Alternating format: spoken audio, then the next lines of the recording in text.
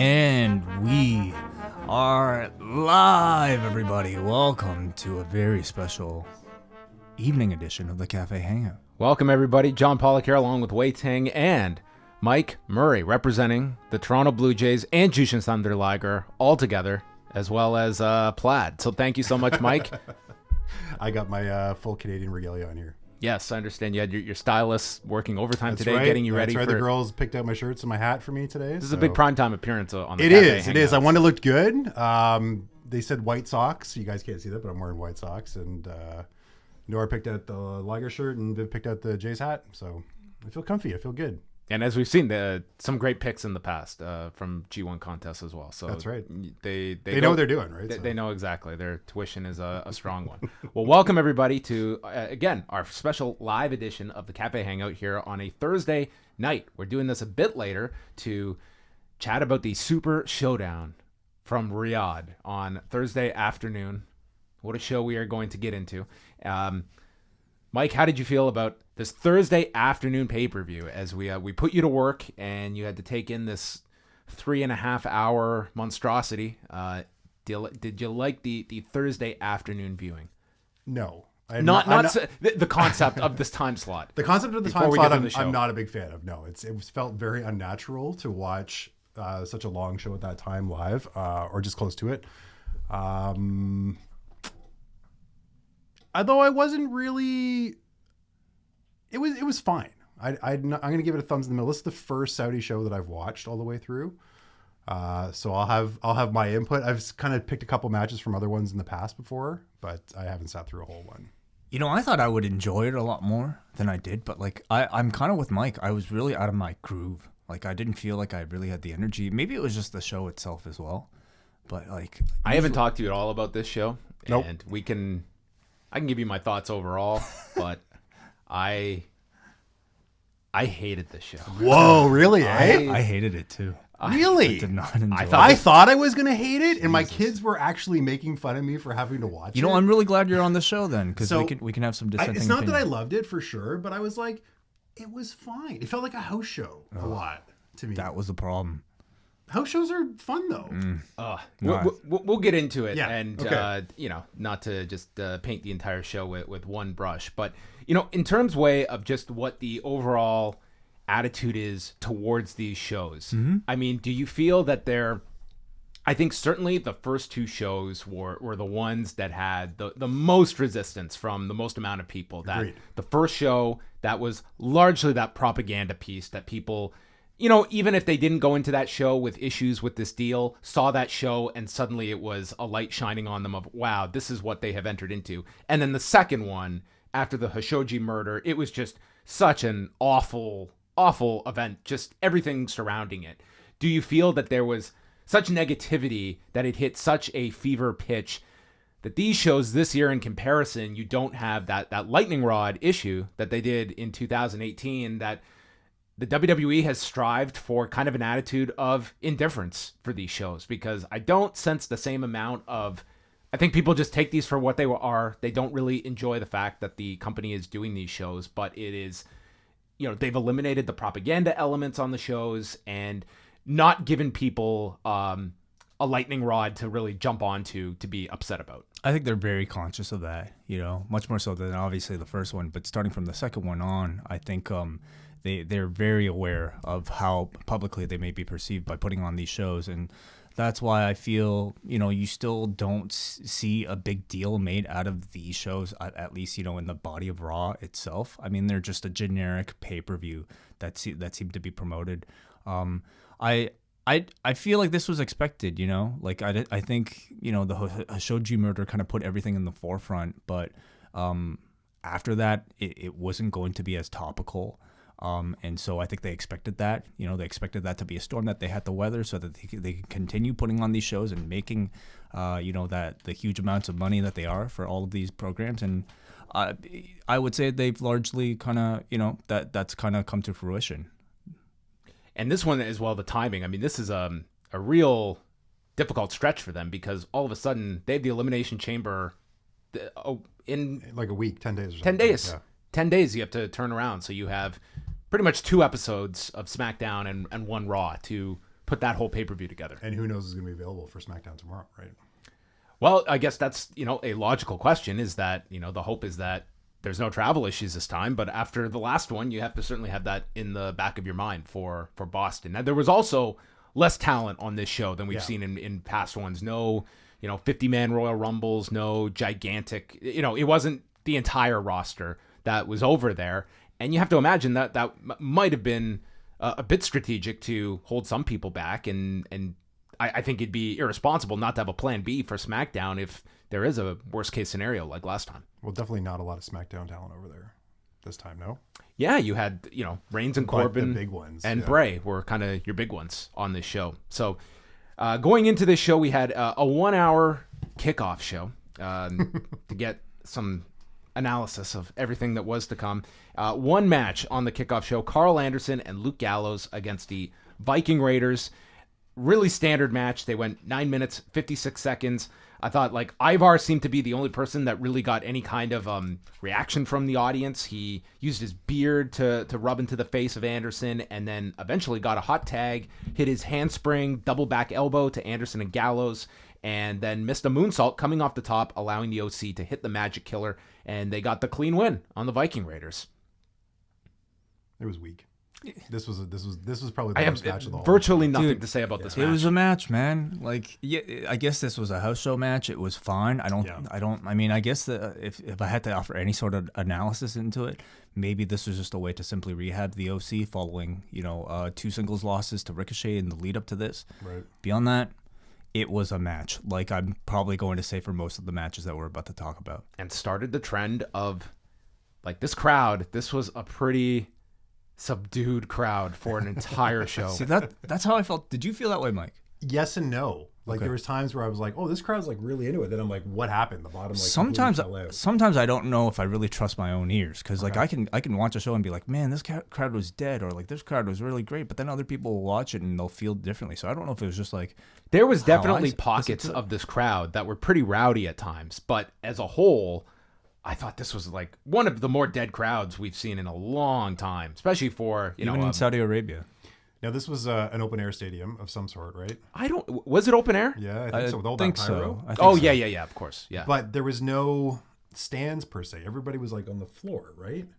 At least that's the way the setup because this was like actually a venue change. They were at a stadium, and then a few weeks ago they flipped it over to this, which is a smaller setup than what they originally had. Right. And I don't know what the reason was for the change, but they had a huge stage there, huge. Oh yeah, and the pyro in this, virtually everybody came out and had huge pyro. Yes, everybody. The pyro budget was insane for this show. It was enormous. This was a WrestleMania style budget for the entrance. You don't even get that at WrestleMania where everybody's coming out to pyro. New Day, huge pyro. Yeah, it was enormous. Before we get off the kickoff show, yep, there was one other thing I want to talk about. Was Heyman cut a promo, pretty much burying Ricochet.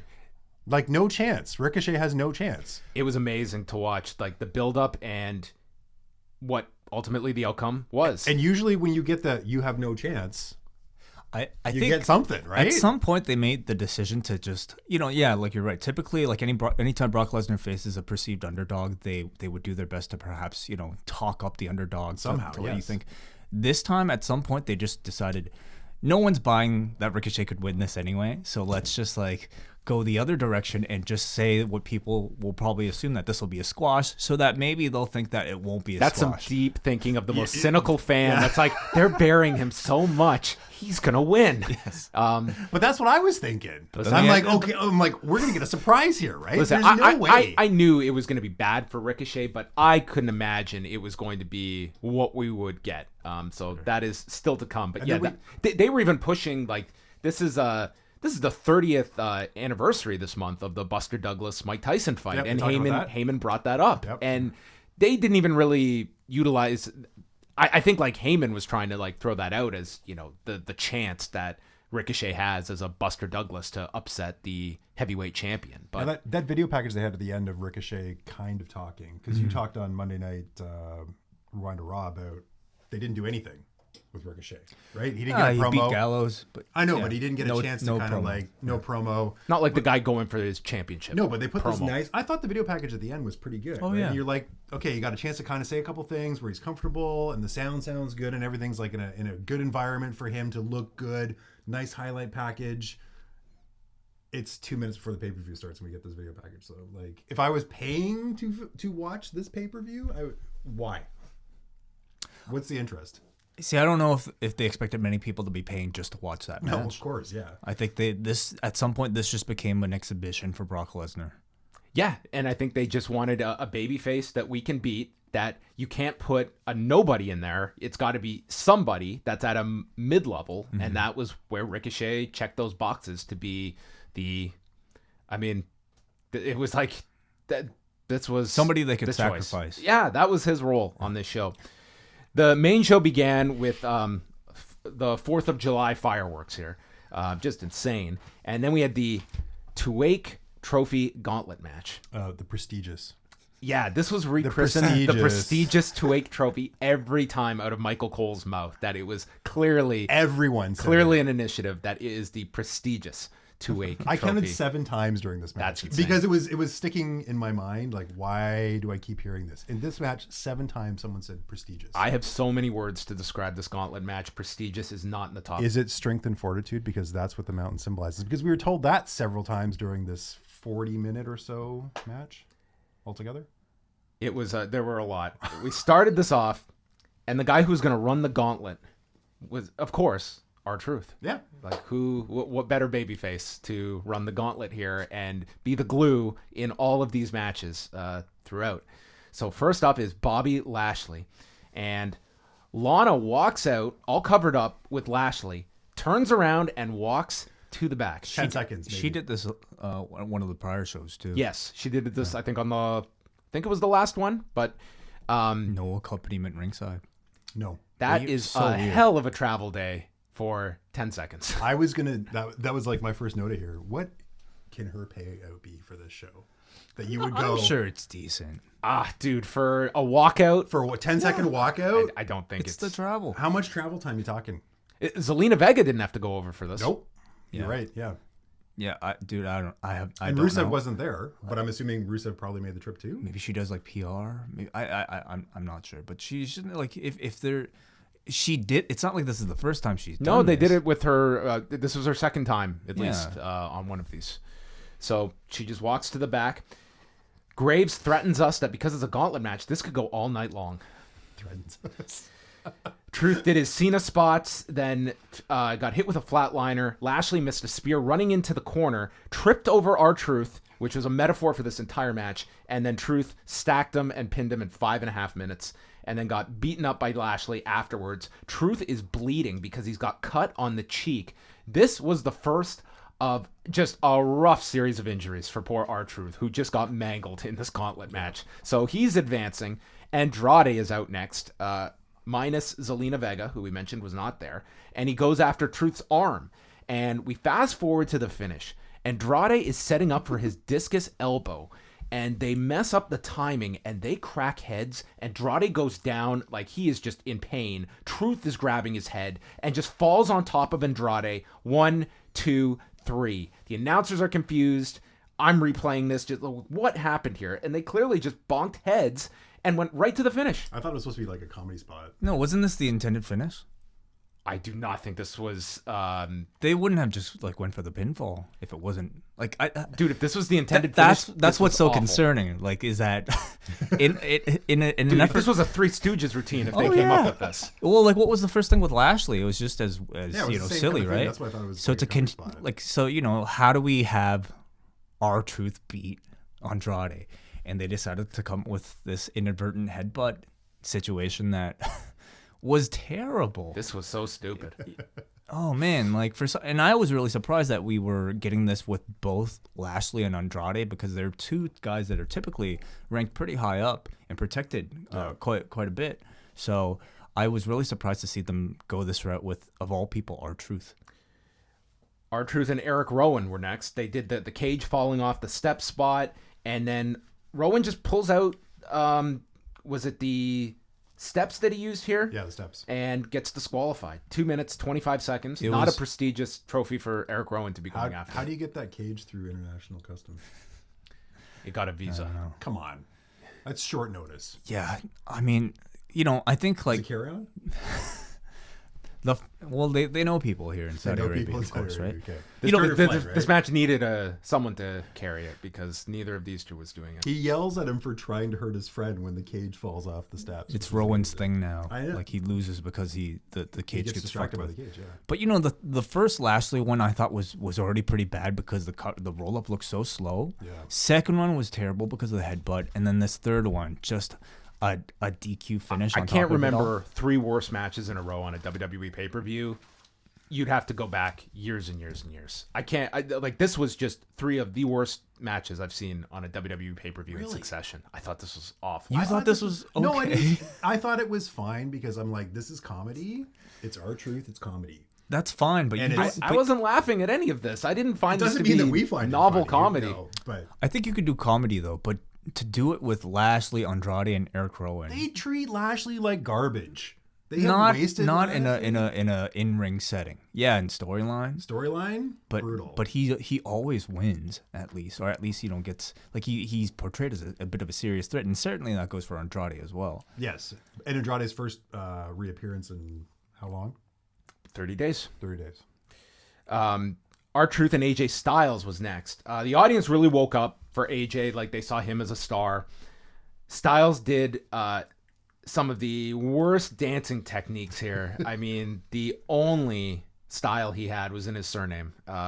This ended with a calf crusher to Truth, and Truth tapped out in 2:36. But again, more comedy. I thought AJ was incredibly entertaining. Yes. In this role, and I loved the idea that like this show is the most expensive show that the WWE is producing all year, and it's filled with like AJ Styles not wrestling, but for the bulk of his night dancing like this. So Rey Mysterio's music plays, and I'm thinking, okay, I've just endured like a horrendous 15 minutes. We'll get Rey and AJ. Cut backstage, Carl Anderson and Luke Gallows have attacked Mysterio, and he is left laying. The crowd naturally chants for The Undertaker, that they were not hiding the fact that he was there. Styles declares himself the winner by forfeit, but the referee would not raise his hand, and Mike Rome announced that there would be a 10 count, and if his opponent cannot make it to the ring, Styles would win by forfeit. They cut backstage, Gallows and Anderson have been attacked, and a mysterious figure walks by all in black and enters the arena. It's The Undertaker. He gets into the match, he takes AJ, chokeslams him, and pins AJ in 19 seconds to win the prestigious Tuwaiq Trophy. And I guess this is the kickoff of their angle. I was very surprised that this was the way they went about it. And I think the idea is that, well, AJ's going to have his excuse for losing, and you're going to get the real match that they're hoping people want to see at WrestleMania. Mm-hmm. But, man, I just thought this match was just structured so weird. And the idea to put R-Truth in this role was really perplexing. I mean, when you look at the layout, okay, he is one of the only baby faces, but you would expect of all people to get that spot, you would expect it to be Rey Mysterio. Unless there was some problem with Rey. I don't understand why Rey was not in that role. Was Rey even there? This could have been filmed in Winnipeg because all 4 of them were in Winnipeg, and that would seem like a hell of an expense to bring Rey all over here for something you could have taped in Winnipeg, and Rey just makes that trip. Rey was in Winnipeg? I don't know if he was in Winnipeg. I'm just saying that's where Undertaker was, Anderson and Gallows were on Monday. Yeah. You could have brought Rey there and just filmed it there as opposed to bring Rey all the way over just for that. So it would be like another long trip for nothing, right? Yeah. Potentially. To bring him over there. Yeah, the only other reasoning would be maybe they really wanted to promote this 24 documentary with R-Truth afterwards. There's that aspect of it. But I don't think so. Did a tremendous job. No, See, I think that's what people think of R-Truth as comedy now, right? Yeah, but you don't have the comedy guy go over 3 of your relatively well protected acts, and on top of that, this audience did not get into it. Yeah. They didn't pop for any of these huge surprise finishes. rap entrance. He got to do his whole song, right? How about normally see? How about the major thing? Like Undertaker and AJ was the whole objective of this match. Pinning AJ in 19 seconds. Like I don't think we're at an era where it's like it helps or harms a guy. I don't really think it's that big an issue for AJ to come back. He whines about not being ready. Undertaker wasn't in the match, and the hope is that okay, we know we're getting a real match at WrestleMania. I still would have done this differently. Like AJ wins this thing, and then he's cutting a promo. Undertaker appears. You could have. Where's the heat though? If he doesn't stop AJ from winning it, It's the Phenom stops the phenomenal one, right? Yeah, I guess that's like, I think number one, I think they had to have Undertaker do something to AJ to have AJ want to get revenge. Secondly, I think part of the idea is, as well, is to have this prestigious Tuwaiq Trophy defended at WrestleMania. No, but have the first victor be somebody that I think the crowd really wants. Do you think we're ever going to see the like trophy like the again? prestigious trophies that Anderson and Gallows won, like or the belt that Braun won from the first, which has greatest never Royal been Rumble, recognized since. So, but those have been won by baby faces. I guess Gallows and Anderson. It's true. Yeah. I feel like even. I don't think we'll ever hear of this trophy again. I think this is a good payday for the Undertaker. I guess. I don't know why you want to see Styles and Taker. I want to see it. I know, but as a challenge for AJ Styles, and really a challenge for the Undertaker. If you storyline wise, like, why do you want to see this? Right? He just got squashed. In does it need to be? I mean, I think that's the point for this story. Like, did this angle and pinning AJ in 19 seconds drive you, if you weren't sold on this match, to want to see it? Plus, how do you get into a tournament when you weren't entered? Huh? Explain that to me. Well, that's AJ's promo. You've just written it for him. We're way past that. Like, logic in WWE tournaments. What I was going to say is the humor part I find was fine. I was okay with it, and this was actually nice that something is going to come out of this that they have to follow up on. Right, that we're going to get a storyline coming out heading towards WrestleMania. I think as an introduction to AJ versus the Undertaker, I was perfectly happy with it. Yeah. You know, anytime you have the Undertaker make a surprise entrance, it'll save any segment that might be burning. And I like the match. I'm looking forward to the match. So I thought this was just a grand way to dress that up. My biggest predicament is at the end of the year, if I name the Tuwaiq Trophy Gauntlet as my worst match, or I break it off and pick one of these 5. I think you could name the whole match. Can I name the whole match? Yeah. They'll be worse. Come on. This was only match number 1 on the main show, so we had more to come. Kofi Kingston and Big E cut a promo about the Miz's theme song lyrics, "I came to play," and listed off a bunch of games. And we had Kofi and Big E against the Miz and John Morrison. Dude, this will be the positive. This crowd actually started chanting, "Hey, hey, ho, ho, Miz and Morrison." Yeah. And surprised me. I mean, there was this group, and it was like a couple rows facing the hard cam. They dug Miz and Morrison, and it was one of the more heated aspects from the crowd, but it was like 5% of the crowd that was making the noise that I exclude them, because the rest of the crowd, they were like on their hands for a lot of this. Right. And that was just consistent throughout the show. I didn't think it was necessarily indicative of who they were seeing. Just it was a toned down crowd, except for these guys who came to see Miz and Morrison. Kingston came off the top, did a double foot stomp, sending Morrison into a power bomb from Big E, and then New Day hit the midnight hour onto Morrison, and Kingston went for his diving trust fall to the floor. Miz got out of the way, and Kingston killed himself. Oh my God. This was a frightening bump to be taking. You don't see that on a house show, that bump. Oh, you shouldn't be seeing this anywhere. I hope Kofi has a great payday coming off of this show. To take a bump like that, that was insane. Yeah, this was the bump up. Do you think that was the match intended? Yes, yeah. I have to, because there's no way the Miz would just like. I don't know. He looked. I don't know whether it was confused or like didn't know whether he should shift left or right at that moment. But the idea was to. I mean, it didn't take out Kofi for the finish, which I thought it was going to. I mean, he did come back. He should not have come back from that bump. That was lights out. You're done. Miz then hit a skull-crushing finale, and Big E kicked out of it. That was another thing. On this show, they did like a Bailey to belly kick-out spot, a skull-crushing finale kick-out spot, and like those were clearly constructed. Zigzag with Mansoor kicking out, and these near falls got nothing. Like they were all designed for those instant pops, and they really didn't get them. Kingston got sent into the ropes, and Morrison hit him with a chair that the referee missed, and Miz rolled up Kingston holding the trunks. 12:58, Miz and Morrison win the tag titles. I thought the tag match was fine. If this was on TV, I think it would have gotten a way better response, but there were at least like 20 guys in the crowd that were really into Miz and Morrison here. There was a chin lock that got a "This is awesome" chant. I was like, you got to be kidding. This crowd, I mean, for the lack of heat, they were very liberal with their "This is awesome" chants. Yeah. I mean, I felt the story really was just how over the Miz and Morrison were in Saudi Arabia, and I would say I think there's a chance that this could bleed over to Western audiences as well, because I think they are just fresher right now than the New Day.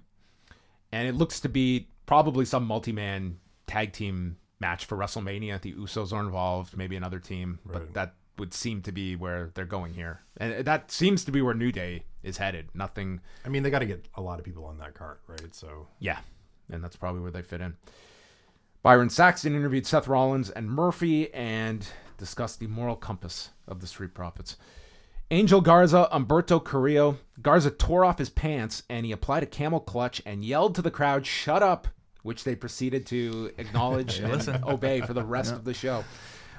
Carrillo hit this high cross, was hit with a drop kick, stopped the wing clipper, and then Garza hit a super kick. Carrillo came back with a horrible looking destroyer, and Garza was bleeding from the mouth. There was a lot of hard way on this show. Carrillo went for a sunset flip, and Garza just hooked onto the legs to block it and pinned Carrillo. 9:05, Angel Garza gets the win. I thought sloppy in some spots, quite not at the level of their match on Raw. They certainly were trying hard in this one. I agree.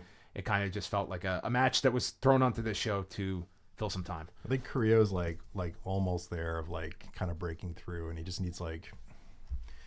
I thought at the beginning of this match it was going to be like the coming out party for him because I thought he started really hot, and then everything kind of got sloppy in the middle, and then you get the frustrated loss at the end, right? But I think it's set up good for the tag match for Monday. I think the in-ring's there, but I think they have a long ways to go to make him like a compelling character for the crowd. I think his just a guy. His work and his moveset that he has that's fresh and new, and we haven't seen like step 1, step 2, step 3. We know all his moves and how everything's going to be laid out in a match like some other guys that we've. But you need more than that, though. Exactly, right? But that's what makes it kind of fresh, right? Where, let's say AJ, you end up like Ricochet. Yeah, that's the problem. Where you know what the big move's going to be, and they want you to hit it every match, right? It was a really quiet crowd for this match, but the biggest chant I heard was like an NXT chant. So probably that same group of people. There seemed to be like a crowd who were like they were their WWE hardcores. They had like the "We Want NXT" sign and. But did we see a Canadian Destroyer in this? Yeah, barely. I don't think we should call it Canadian. They just call it Destroyer. It was the quietest reaction I had ever heard to Canadian Destroyer. Cause it was a really bad looking one too. Well, anytime you like do any sort of flippy move, at the very least I would expect some sort of reaction. But this was just like I'm guessing these are just like two like maybe relatively new stars that the crowd didn't really see as that important. I think that's fair, but I think it was like John said, that Canadian Destroyer was like more like a somersault or like a bend over. It was terrible, like that move. Seth Rollins and Murphy against the Street Profits. To me, this was like just 10.5 minutes of like, I just never really got into this. Dawkins got the hot tag, did his like comeback. The Rollins and Murphy teased a double pedigree spot, and that got countered, and they hit double DDTs onto Rollins and Murphy. And Ford hit that awesome looking frog splash, just gets a ton of height off of it, and then went for a tope con hero, was caught, and Rollins and Murphy drove him into the barricade. The referee was dealing with Murphy inside the ring, which allowed Rollins to hit the stomp. So both our tag title matches, we get pretty much interference here. And Rollins hits the stomp, Dawkins is laid out, and Murphy pins him. 10:38 to retain the tag titles.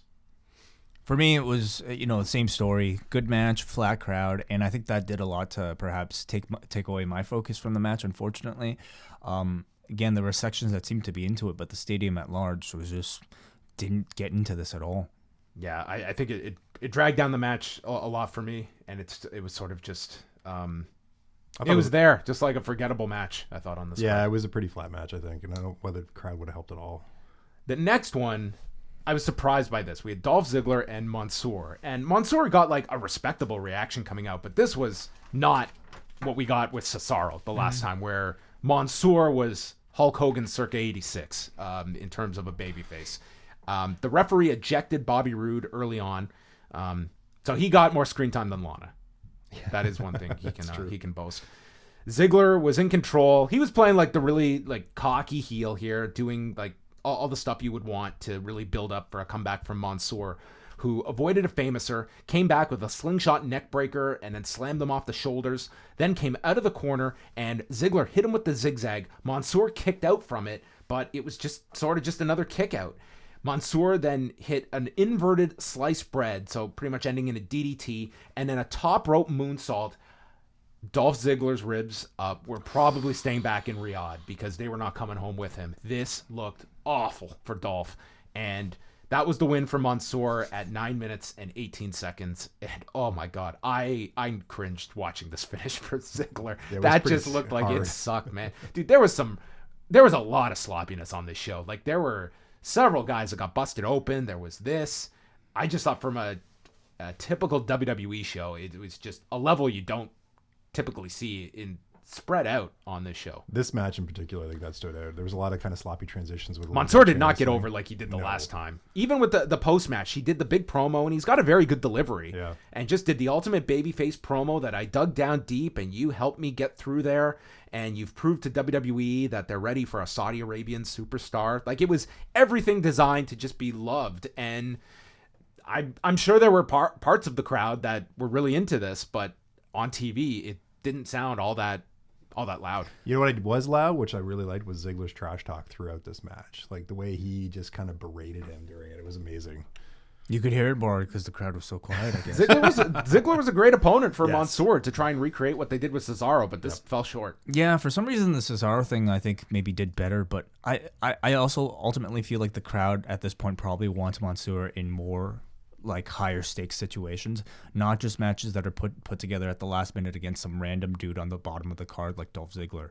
You know, it's almost like this character that's like just he only shows designed up to pander to an audience, like where this guy doesn't exist except for 2 nights of the year. I wonder if like the Saudi Arabian audience is starting to see through that. I was thinking the same thing. I mean, they brought it up. Graves brought it up. Like, I'd like to see this guy do some stuff with us. Well, so then they probably will. I'm pretty sure there was people booing in the crowd. Some of the smart marks that were out there. Yeah. Closer to the ramp. No, it was another match. Brock Lesnar and Ricochet for the Universal title. Heyman did the introduction for Lesnar, giving out the spoiler that Lesnar was going to win. Like, this was something else. Ricochet comes out of the gate and just gets dumped down onto the mat by Lesnar. Doesn't even get any kind of offensive flurry. German nothing deadlifts Ricochet, which was apropos in terms of that description. Put him on his shoulders, F5. 1 minute and 29 seconds. Brock Lesnar wins. He just dusts himself off and walks out. We knew this was going to be very much, there was no question of the outcome of this match. But I would say putting Ricochet in this match, it at least gave even the biggest cynic that at least you could have 7 minutes of like Brock being a base for Ricochet to do some fun stuff. Brock does great with these smaller guys. There was nothing here. There was not even a morsel given to even the most optimistic viewer out there of Ricochet having anything. And this to me is the kind of performance, like this presentation, that it really does pigeonhole a guy where you clearly see where they see Ricochet and why am I going to invest in this guy because I know they're not behind this guy in any meaningful way. He even got like a new gear for this show. Yeah, he was in trunks tonight. Yep. Got rid of the tights. The way they started this, they promoted this match really, I think, called upon at least one near fall. And I think if this match had at least like one believable near fall from Ricochet, Ricochet could have been fine coming out of it. He could have hung his hat on that and say, "Hey, I almost beat Brock Lesnar." Instead, this was like the Kofi thing, but like and the Cain Velasquez thing. Yeah, that too. Sure. Yeah. Although I have like nothing to come back with and even have like AJ has more of a gripe than Ricochet would. I think I have more faith in both Kane and even Kofi, eventually getting some sort of recovery coming out of this. But Ricochet has not been established in any way. He's not a big guy. He is just now like he's kind of like, bottom tier level. Yeah. Like, I'm not even joking. It's you almost could have used, I know he's on SmackDown, like Heath Slater or Jinder Mahal, that it's like, at least it's like, okay, he's Drew's legitimate buddy from back in their days together. Like, that's almost better than this case for Ricochet, who you could at least argue, for all intents and purposes, this guy should be way more over than he is, but they've just beaten him like a drum at this point that I just think this really slots him at such a low position that they really need to have some grand plan to come out of this show with him, because he just felt so damaged by the end of it. 4 suplexes, 1 F5. Was it? That was it. Brutal. King Corbin, Roman Reigns, steel cage match. Speaking of brutal. Rampage Reigns came out with his chain around his neck. And Corbin just jumped him. And they had a match that was largely based around Reigns trying to hit the super, and he could open the door. And then the doors open, and the referee keeps the door open, and the announcers are explaining that he can exit the door. So why did he need to hide a key? The key was for the chain with the lock on it. Was that what it was? Yeah, and it was in Reigns' pants. But they were going to open, because they were explaining it like he was going to go out the. I was so confused. The door. So the door got locked by Reigns with the chain, and he brought his own lock. That was the thing, so that the refs would not be able to. But the refs would have to unlock it to let him out of the door. It was pinfall or submission. Reigns was like, "No, you're not getting out of here, Corbin." So once he opened the And door, then he had the rule was there that he could get out the Yes, door. but Reigns he- was eliminating that option to eliminate And he through brought the his door. own equipment, and he hid the key in his pocket, which Okay. Corbin was rummaging around for. That does make more A sense. little more sense, I yeah. was very confused. The watching match this. basically became looking for the key. in get the Roman's key pants. out of Roman's pants in order to escape the cage. Yeah, this was a terrible match. It was there. Reigns eventually got the chain and hit the Superman punch with the chain to pin Corbin. At least this was a finality to this program. It went 12:50. You think this is the end of this program? It has to be. I think the They program kept was saying it was going to be the end of it, but I don't think it is. it was already over, and for some reason they just needed something for this. And I thought this match was pretty insufferable. Number one, it was a feud that I think was already extinguished because you were already done with the dog food stuff. Crowd didn't really This could have been the dog food match. Of Like course. that to me was like Yeah. the peak stip of this whole feud. They could have peaked it to end at this show, but they didn't, and I could only assume that they didn't plan to do this, or they didn't really have. I don't know what they were planning, but I think as well, this was a really limiting match type for both men. Like, I actually enjoyed the Falls Count Anywhere match these two had, but to put them into a cage without too many other big props other than a lock, a key, and a chain, I think moonsault off the top. I think you just kind of handicap them in such a way to just not really play on either man's strength. This is also within a 6-day period, the WWE is doing 3 cage matches on TV. Yeah. This being the first. The NXT ones will be very different. I was going to say is when you compare this cage match to the one we saw like just over a week ago on Dynamite, right? Like, A bit different. It was a bit different, but not even taking the moonsault into account here, but just the use of the cage is like a storytelling aspect. I mean, when WWE's gone like no color, right? No blood. It's taken a lot away from cage matches and Hell in a Cell matches. Right? It takes a lot of the drama away, which when we were younger, that would be like, oh my all God, the what's gonna pieces happen, have to right? fit in place. You have to be a part of a storyline that people actually care Yeah. about. Yep. Cody, everybody wanted to see Cody move on, beat Wardlow in order to get to MJF. The win meant something. This win meant nothing for anybody. To some people, this Roman Reigns story, there are fans in the audience that still really dig on Roman Reigns. Sure. Whether they're I like Roman 10 Reigns years at old or times. they're like 30-year-olds. There's people who really dig on him, right?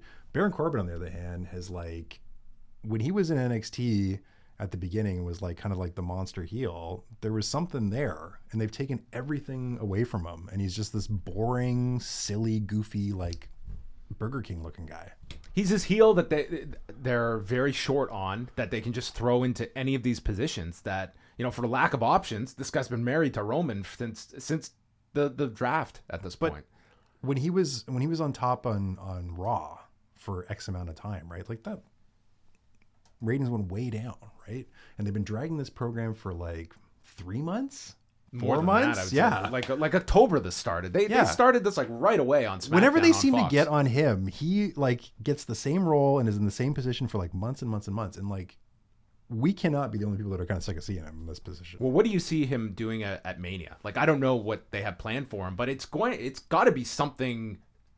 I wouldn't say significant, but not a throwaway either. Like, I don't see him being just a throwaway guy in the Battle Royal. No, but it's something where he gets some sort of comeuppance and he's embarrassed at the end of it, I think.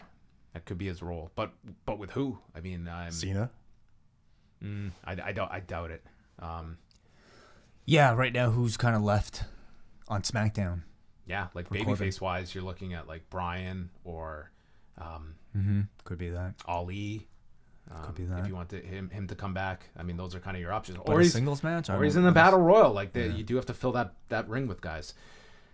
Naomi and Bayley for the SmackDown Women's title. They were pushing this as the historic first women's title match on a Saudi Arabian The card. prestigious, historic Yeah, prestigious, historic. First ever. women's. So they came out, same deal as Natalya and Lacey Evans, where they were covered up with their gear, Bodysuit t-shirts, and then a big T-shirt. and actually worked the shirt into the finish Yes. by the end, I which love I that. thought was pretty clever. I love that. Naomi hit a twisting pescado, and this is awesome chant. Bayley then took over. Naomi fought back, springboard clothesline that she nearly slipped on, and they called attention to it. Naomi went for her own version of the brutalizer, and Bayley reached the rope. Bayley then got up, caught her with the Bayley to belly. Naomi kicked out, and it was just nothing for this Bayley to belly kick out. Bayley hit her with a knee in the corner. Then she tied up Naomi's legs, almost like she was going for that Rhea Ripley submission, and hooked the legs underneath the large shirt that Naomi had on. So her legs were stuck behind her back under the shirt, and she did the 1%er, driving her head into the mat and pinned her at 11:30. Now, this match, there was some sloppiness in this match, but I did like the finish. I thought it was kind of clever, the way they utilized this. And I think Bayley, she has really, to me, established herself now as this heel character that I think it's finally clicked with people. Yep. And, I didn't think this match was great, but it seemed like, in terms of audience reaction, they did seem more into this than most on this show. I felt it was largely the same. I felt most of this show was covered in a pretty big fog of apathy from most of this crowd. But I thought the finish was creative. It was circumstantial. Yep. You can only do a finish like that in Saudi Arabia, and that this was the I guess one of the possible matches they could have done at WrestleMania, and the fact that they did it here. Ultimately, I think was not a bad decision because, as much as I think Naomi has great potential, I don't think she's there A regular yet. gear match. They're going to have a Oh, wow. Yeah. full gear. Major stipulation. Well, I think this actually leaves it open that they could do a rematch. Did you want to see this again for WrestleMania? I'm fine with I it, think yeah. at best you'd get a think it's a multiple women's multi-woman. match. Did And you put Naomi's Lacey one in of them. there? I think that would be the. I couldn't see them coming back with this Nope. on its own at Mania. I think that's the way they do it, though, right? But is Naomi a compelling enough character? Who else is more compelling on that? Well, That's not a I think good they have answer, their, I know, but they have their eye on Lacey Evans. Lacey is obviously the big pushed baby face. In terms of other baby faces, Alexa's had nothing for a long time. You've got Carmella's been kind of introduced in that mix. You have women that you can do something with. Sasha's out there. Sasha. Yeah, people seem to have really taken to Naomi though since she's come back at the Rumble. I think. I agree. I agree, but I think she still needs a couple months, and I don't know if this match really did it for her. No, but again, it's kind of this pay-per-view out in Saudi Arabia. It's kind of in the middle where it's almost like an alternative version of WWE, but then we are getting some storyline stuff out of this show. Oh, right? definitely. Yeah, That's yeah. gonna carry on. My youngest daughter really liked Naomi's glow-in-the-dark high tops. The changed color. Changed her hair again. Yeah, on this that show. wasn't as a big thumbs up for Nora, but the glow-in-the-dark high tops for sure. And then the main event, The Fiend, Bray Wyatt versus Bill Goldberg for the Universal title. The entrances were considerably longer than the match. They had a big stare down, and Goldberg spears him, and The Fiend kicks out within the first minute. The Fiend applies the mandible claw. He gets shoved into the corner. Goldberg hits another spear, then a third spear, and a fourth spear, and The Fiend kicks out. The announcers are putting it over. It usually only takes one spear. And The Fiend rises up, reapplies the mandible claw, but Goldberg breaks free with headbutts and knees from the clinch, hits the jackhammer, and wins the match. Hits the jackhammer in quotes because it was a struggle. It was a tough jackhammer. It was a tough jackhammer. Yeah. 3 minutes, Goldberg wins the Universal title and heads into WrestleMania as Universal Champion. Mm-hmm. Bill looked a little smaller than usual, no? What? He Bill. looked. Oh, did he? I don't know. I don't know, from this current run, he looked comparable, not like his 98 days. Yeah. Well, what did you feel about the decision to go this way? Certainly it was going into this show. I think a lot of people were expecting this possibility. I think this definitely sets up Goldberg with Roman Reigns as your title program for WrestleMania.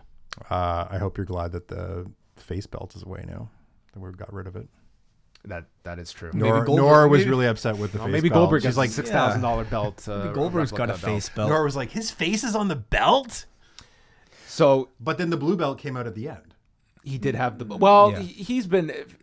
But They- he they wore brought the face both. belt around his neck, though. They right? brought both. They had both. Yeah. Okay. Certainly coming out of the show, this was the decision that was met with the strongest criticism. A lot of people upset that Goldberg was the one to beat Bray Wyatt after they had Bray Wyatt beat pretty much everybody. Yeah. Which I think was a combination of the booking of Goldberg, of Undertaker, and of Brock on this show together. That I think it was easy to just look at this and kind of put them all together. Could be that, but I mean, I just see this as setting up WrestleMania, and That's what this show was designed the to do. same people that I think would have, are complaining about this finish would have probably also complained about Bray Wyatt versus Roman Reigns happening at WrestleMania, because that does not sound like a sexy match at all. No. This is setting up a marquee matchup between Goldberg and Roman Reigns, and probably Bray Wyatt versus John Cena. Two matches that are arguably way better than I think anything that was planned before. The original plans, like I'm taking those two over Reigns and Fiend and Cena and Elias for sure. It's a better utilization of Cena, and I would argue like WrestleMania is always going to go towards the marquee match. Are Reigns and Bray Wyatt capable of having a much better match? Of course they are, but it's not the marquee match that Goldberg and Reigns is going to be for a greater amount of people. It's not attracting casuals. I would be really surprised if Reigns and Fiend weren't both winning those matches, and then that's going to be a program that they will get to. And I have much more confidence in building up Reigns with a serious program with Goldberg for the next 6 weeks than I would be of 6 weeks of having to build up Reigns with all the stuff with the Fiend, that they would have to get so creative and get Reigns doing stuff that is just going to have the audience turn their back on this guy that has been able to rebuild himself pretty well as a top babyface. See, I think this is going to go exploding in their face if they put Reigns against Goldberg, because in terms of the audience backing Goldberg. exactly, yeah, I don't think this is going to have babyface Reigns coming out of this. But That's a risk. But hold on a second. You see online right now the reaction towards Goldberg. Hansi is telling me that the Goldberg post-win video on YouTube has way more dislikes than likes right now. Oh, no. They can position him as a really hot heel coming out of this show as the old guy, Goldberg will being not be the heel. another part-time dude taking up a spot. I think that's a hard role to put. Yep. Like the masses, I don't think you're going to be able to. Like, here's this guy that's a star to these people. It's going to be really hard to get people to boo Goldberg. Don't disagree. At the same time, I don't know if the result would have been any different if it was Reigns versus Bray Wyatt. No, you're right, for sure. People might have booed Roman either way. Yep. Yep. That was a risk. And I think it's inevitable. I think that they will get to that program with Roman and the Fiend ultimately. And I think for the Fiend, like, I have never believed like this guy needed to have this title. I think that it's just a position one step too many with the Fiend, who's a great can be a great character. And I think with Cena, that's a better slot for him long term. And I feel he should go over Cena at Mania. I feel pretty strongly about that. Yes. And I think in the long run, I think that works better for him, and he can do a lot of creative stuff with Cena. I mean, he's already lost his Cena before, right? Several years ago. But not as a Fiend. No, not as a Fiend. You're right. And it's kind of like the old days of when the Undertaker didn't need the belt. You know, you've got this kind of like weird supernatural character that you can do so much with creatively that you don't need the belt, right? There's enough other like tricks and toys to play with. Sure. Yeah. Who though on SmackDown? Who on SmackDown? What would you have put in this role of holding onto the belt during the pre-Mania season? There's nobody. Like, they have no one ready that could be this babyface or heel at this point. Daniel Bryan would be the closest you would have, and But he wasn't going to do this show. No, he wasn't going to do this show, and I would have been fine if they decided like 3 months ago that we're going to do Bryan and Reigns. But again, you're running that same risk that I think your audience would have gone with Bryan, and you do run that risk with Goldberg, I think too. But I'm just but it's the bigger match. But these were the options. The options were Reigns, Fiend, and Cena Elias, or these two, and I think they went with the right choice in the end. Yep. Well, I guess the other idea was that Bray could have held onto the belt to defend against Cena, and then you would have had Goldberg Roman for nothing. But which is fine too, I think. Which is fine too, but you could have sliced it either way. I mean, I think ultimately WrestleMania ends with Roman Reigns holding the championship belt. That was probably the intended finish either way, if Bray held the belt or not. So I'm assuming this is just the way they want to get there. Like this was a show that certainly, if you want to be critical, because Raw especially has been all about we need to make new stars. And if you look at this show in a vacuum, tonight looked like, man, we sacrificed a lot tonight. But I think if you're looking at the long game at WrestleMania, where you have the potential of, okay, Reigns wouldn't exactly be fresh talent, but nonetheless, it's He's like a current generation he is their guy. guy at this point, along with the Fiend coming out with a strong win and Drew McIntyre. Yep. And those three, I think, should be standing tall after WrestleMania, and hopefully going into the spring, that you are utilizing these older talents to really pay it off at WrestleMania. You don't want to pay it off here in Saudi Arabia. You want to maximize it so that when they do lose, it means something. Like it or not, the part-time guys are the biggest mainstream stars. And WrestleMania is the place where your current generation guys beat the part-time guys. And people demand special matches at WrestleMania, and you're not going to get too many special matches off of the roster where all these combinations are exhausted. And people believe that special matches mean Old names guys. from the past that present fresh stuff like Undertaker and AJ. And that's just become the expectation level of what WrestleMania has to be. And the fact that this year's WrestleMania card wasn't blowing people away so far in terms of this buildup. So I think there was kind of that pressure of, increasing the star power. Beyond the booking, how did you guys think Goldberg looked in the short amount of time we saw him in this match, and how do you think he'll look against Roman? I hope he looks better against Roman, because I thought this was a pretty sloppy, whatever 3-minute match it was. I thought they were smart to keep it short. I think anyone arguing Even short though, that's what was so disappointing. The jackhammer didn't look good. The spears didn't look good either. No. I think that match is tough with Reigns and Goldberg. Like once, I think you have to do like 10 minutes, and that's going to be tough. That's don't have long. to. That's long for Goldberg. Because I don't. Oh man, Reigns isn't going to be. Well, in and out in tonight like 3 showed minutes. their world title matches. They don't feel the need that any of them have to be. Because honestly, if I was booking this show and looked at the run times here and realized this is what we're doing in the main event, I was like, we can't do Lesnar and Ricochet in 90 seconds. They have to do 12. I was going to say, how did you guys feel about both title matches being so short? I mean, it's kind of interesting. I didn't mind it because a longer match with either of them wouldn't have helped either way. It would have helped the Ricochet, show though for yeah. Lesnar and Ricochet. Would it have? Oh, okay, a better Ricochet match. Like sure, this was a maybe. bad show. Wrestling wise, this was a really poor show, I thought. Yeah, sure. I gave it a thumbs down overall. I just thought that in terms of just like the actual wrestling, like booking aside, I didn't disagree with all the booking decisions on the show, but it was Ricochet came off very poorly, and it's just there was a lot of sloppiness on this show, just by WWE standards, below what you are accustomed to for a major show. That I just thought this was one of the worst shows I've seen in some time. I thought it was going to be 5 hours, so I was glad that it was over just over 3. Well, that gauntlet could have gone all night. Yeah, I know. So I was like, and I thought, as feeling like it was a house show, I liked the way that some of the talent interacted with the crowd, some of the looks. I liked the way that Ziggler like trash talk. There's just certain things that you don't see in your Raws and your pay-per-views. I feel like we get that all the time. I Really? disagree. Like there was a lot more like kind of interaction, I thought, and just a different way of presenting it. But I was disappointed in a few of the matches for sure. Yeah, like for me, there's always an air of like weirdness watching these shows, knowing like exactly kind of what they're about. Right. But I think even putting the politics aside, you had a really bad crowd, you had bad wrestling, and ultimately, I think questionable booking decisions as it relates to Ricochet and Brock Lesnar. Yes. So Was Brock? I understand this is a show that because of the money involved, you've got to load up with the stars, and Brock. That means Brock is going to be on these shows, but I can't say that Brock added a whole lot to this show, nor did that match add a whole lot. I think it actually, did damage in terms of what Ricochet got out of it. But I think it's all about perception, though, and it's about what's on the card, beforehand, rather than I think how it comes across after the fact. the problem is you can't put an absolute nobody in there with Brock. It has to be someone who is at least serious enough that people take them in that role, and that's where Ricochet finds himself. He's not a top main event guy that will be protected, but he's not Heath Slater. He found himself in the middle, and I think it was just but his number was called here. A totally wasted opportunity for Ricochet. Because look at what AEW's done in Chris Jericho's matches with Jungle Boy. I agree.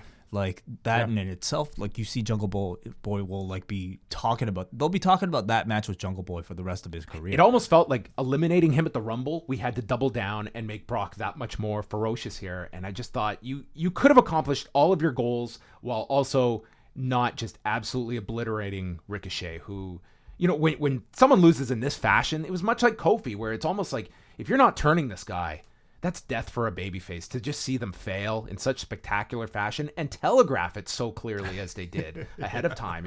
That part was just mind-boggling. That was the to bad me. part, right? Where they're burying him like before it even happens. They put up the tweets of all the fans who said he had no chance. Yep. And then he had no chance. Yeah. Shall we take some phone calls? Let's go to the phones. Well, hold on. Actually, we have a feedback thread. So let's see what you guys voted out of 10 very quickly. Do you have that, John? Yes. So tonight's poll, we go for the Super Showdown, and of those that voted, gave this a 3.94. Okay. That's actually higher than I thought this one would be. All right, to the phone lines. Caller, you're on with Post Wrestling. What did you think of Super Showdown? Hey, guys. Paul from New Jersey. Hey, Paul. I gave it a middle. I gave it in the middle, and my MVPs of this show were Braden Harrington and Davey Portman. They made this thing so bearable. It was a lot of fun to listen to them do the watch along. I really do think that is why I thought it was middle of the road. And I don't quote me on this. I think they were talking about this, but I guess Aleister Black has like certain satanic tattoos or something, and I guess he wasn't allowed to go. So I don't know if that impacts Zelina Vega going. But my question for you guys is, like, when I look at the SmackDown ladies roster, and obviously, like, I would like to see Bayley versus Dana Brooke, but I realize for Mania that is, you know, for many reasons why that's a bad idea. And as I've watched the women's divisions, I just think Bianca Belair is so amazing, and I think she should be on Fox and to face Bayley. And just what you guys would think of that, or is that maybe something we'll see down the line? I think that's definitely something for down the line. I think Bianca Belair has a ton of star potential. I think she's great. But I think also I don't really disagree with her being in NXT at the moment right now, where she can be part of that division, working with a lot of great women, and be kind of a focal point there, as opposed to being brought up to SmackDown and maybe they don't have a plan for her immediately and she's not focused on each week. I think she could get a lot of experience just being in NXT. She's still relatively new to this. Yeah. She hasn't had that run with the championship yet. And I feel like, you know, in order to, I would say, slot her in at the top of the women's division on Raw and SmackDown. You want to be really seasoned once you get into that role, because it's not a place where you can be developing on it's still like the main roster. You're not going to be developing there as much as you will be working with different women on NXT, working their house shows that at this point, it's like they're doing more live events than the main roster might be once we're getting into the rest of this year. I want to see her like lead a division, you know, the way Shayna has, the way Asuka has, you know, and the way Rhea Ripley is right now. I want to see Belair in that role to see what she's capable of, and then bring her in. Because on Raw and SmackDown, I mean, I don't know if that'll ever happen.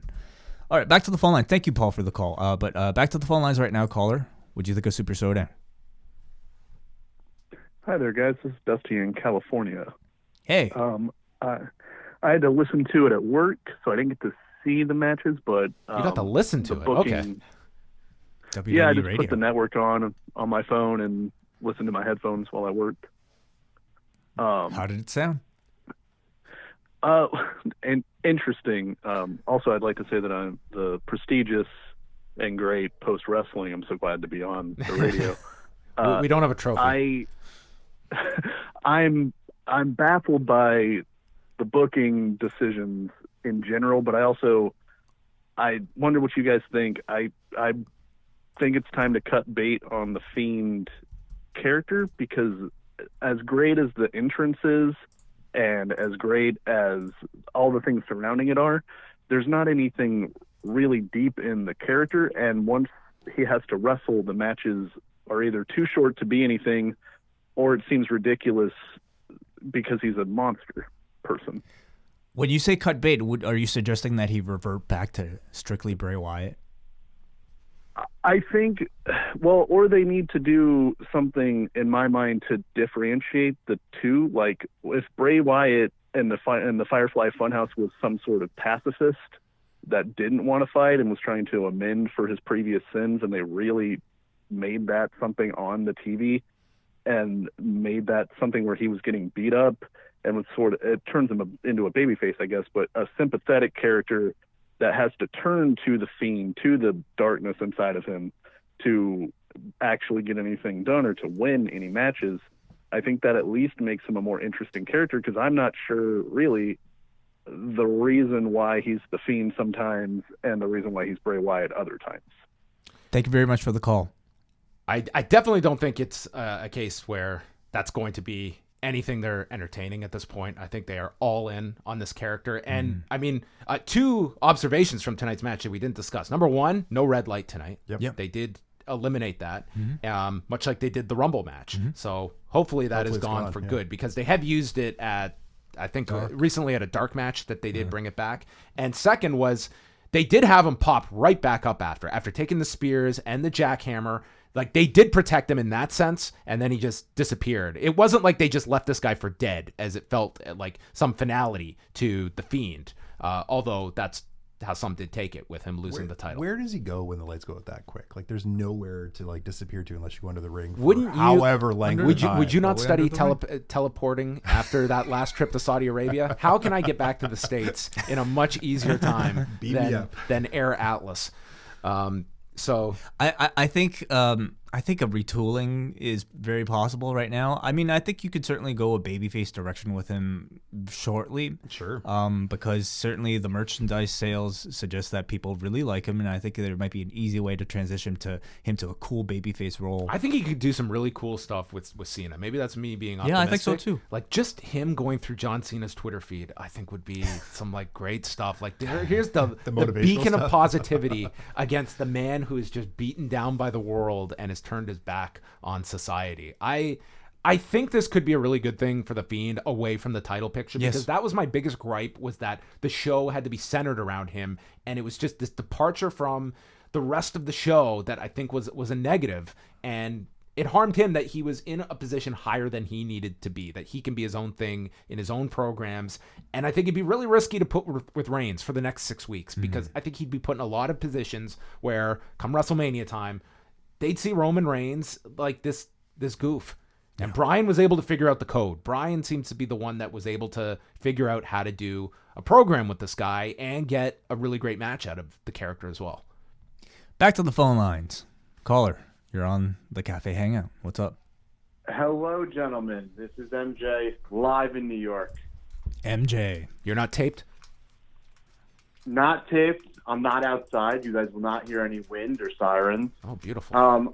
Hey, real quick, they gave Ricochet more than they gave Kofi against Brock, like another 20 seconds. Yeah. Why is everyone complaining? It's 3 Got times. 90 seconds. Yeah. I at least was hoping for like him to get the flip over spot or something, but boy, that was like dead on arrival. I just finished watching the show, so I got all these fresh thoughts.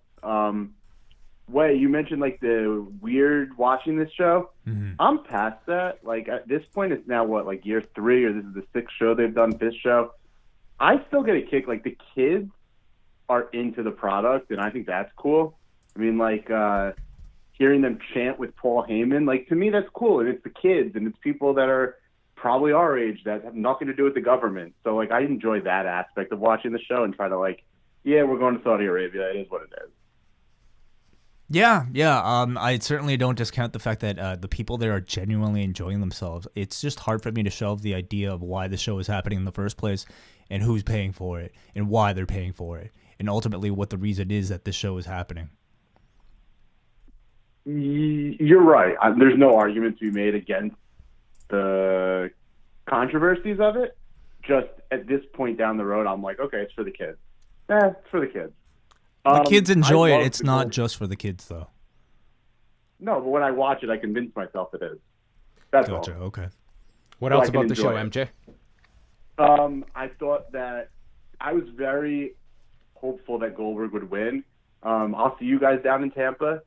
10-year-old Mitch is like really excited he gets to watch his favorite wrestler come out live at WrestleMania. And I'm a pretty passionate, like, hardcore fan, right? You guys know I love the AEW stuff, New Japan. I'm, like, not a casual, and even I rather see Goldberg at WrestleMania, the big stage against Roman Reigns. I think they could do so much with that build. You got 2 college football players. They got Fox. They could bring in a Fox football analyst and talk to him. Like, really sell it as 2 guys who have similar backgrounds. They clearly use the same move, and they have this mutual respect. And I would let them have fans and let them have detractors. You don't have to have a face and a heel and just go at it as, like, one generation versus the next. Yeah, I think you can do a really classic build that there's going to be detractors to going this direction, but I think you can tell a really simple story that doesn't have to be elaborate, doesn't have to be Goldberg driving Reigns over with a truck. It can just be a simple build, 2 generations, Battle of the Spear, and I think it can be a really simple 6-week build to a match that people are going to want to see. Like, it's not exactly Rock Hogan, but you can position this as something important, something It's big. the closest thing they have to that level of like dream match. Is it the main event at Mania this year? No. Like Drew and Brock? No. I would say today, I would imagine, especially Drew winning, I think would go on last. But I don't discount that if this program really catches fire, I mean, ultimately, it's like the day of the show. They could just go with this. That's true. Lesnar and Rollins found out a few hours before the show, you're going on first. So it's really going to be the momentum the programs have. Drew could really stall out going into WrestleMania. But I would say on today, I'm leaning Brock and Drew to go on last. Because it really feels like Drew is going to be the one to be catapulted coming out of Mania. Thank you very much, MJ, for the call. We go to Hansi. Hansi, did you watch the show and what did you think? Yeah, I watched the show. I didn't think it was like that bad. There's some results I liked, whatever, but I don't know. I called in a couple of weeks ago and I presented this like scenario. I go, what do you guys think is gonna happen with this match? And I don't know, like seeing the internet reaction to it, like I can understand why everyone's getting kind of pissed off because, like, I mean, you built Bray Wyatt up as like this, monster killer, and then I was hoping that there would be a chance that he would beat Goldberg, but then I'm with you, Wade. I didn't really want to see a Fiend versus Roman match. Like, I think there's more money to be made with Goldberg versus Reigns, even though like the more like vocal people on the internet will just go, well, it's a part-timer, another part-timer and all that. I don't know. I just think that I just think that it's a better match. I don't know. I was hoping that you could do the match without the title, and I don't know if Cena's still facing Elias or that's the rumor match. No. But I would have had Wyatt face Cena for the title, and then you could have teased like, Wyatt's trying to avenge his first loss at Mania 30, and John Cena, he needs to beat Wyatt because he wants to break the record for the world title. You know what I mean? That's where my mind was going. I mean, It's a viable direction that they could have gone and still kept the title with Wyatt, and you do have Wyatt and Reigns coming out of WrestleMania, which I think, again, ultimately, I think they do get to that program. But that's not a bad plan B had they gone that direction. I think I still think that's a better direction than Cena and Elias, which I just thought was like a pointless match that did nothing for either guy. Yeah, that's a quick squash, right? Like. Yeah, and before I go, I just want to let you guys know that I would recommend watching the R-Truth 24. I know R-Truth's like not the most prominent character, but I thought this was like one of the more human elements of him, and they even discussed him being the first black NWA champion, which I thought was cool. And Pollock, I don't know if you can confirm this or not, but there were rumors that were circulating that Brock Lesnar, he was kind of interested in working more with R-Truth. Do you think like they could do a Mark Henry type of run where like they make Truth like not comedy anymore and like kind of give him like not like for the title, but like maybe post Mania, like R-Truth kind of works with Brock Lesnar? Because like I just find it coincidental that they are presenting a serious documentary on R-Truth. I don't know if they're just doing it because it's Black History Month, but I just found the documentary to be kind of compelling. And I'll leave you with that. Thank you. Thanks, Thank you, Hansi. Hansi. Honestly, like after they did the interaction on TV, if you were ever going to do that, this was the show to do it on. with R-Truth and Brock Lesnar? Seriously. Like we talked about, well, R-Truth, they've got this 24 coming out and we have to protect him in this gauntlet. Like this match, to me, honestly, I think people would have more gotten into the outcome is irrelevant because the outcome in Ricochet was irrelevant. And R-Truth, I think there would have been there could have been a little groundswell of just seeing R-Truth going for this one title shot on this show. That's a total throwaway. Yeah. This would have been the show to do it.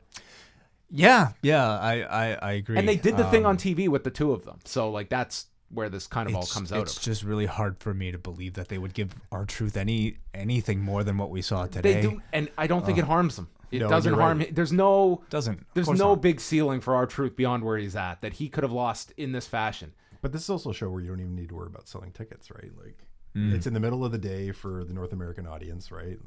The question Hansi brought up too, and this will be interesting to watch, is that WrestleMania is not sold out. It's still doing very well, but it's not sold out. And I would say if there's some big demand in tickets, you have to attribute that to Goldberg's addition to the card. Yeah. That to me, you would have to. Cena as well.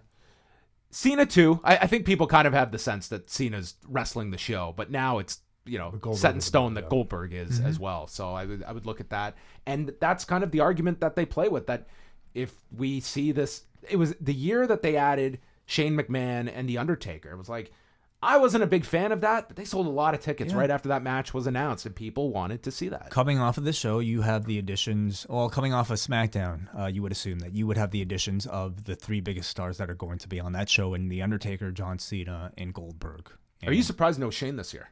At least as of yet, it doesn't seem like he will be on the show. Cross our fingers. He's done Mania, every year since he's come back? 3 years in a row. Is that right? He was back in 16. Are you sure he's not going to be a part of it? I mean, they're running out of guys. Maybe that's Baron. Baron Corbin needs an opponent. Daniel Bryan. I mean, they have time to do anything at this point. It's not like we're so close to Mania that anything's out of the question. Shall we get to some feedback on the forum? Sure. Let's go.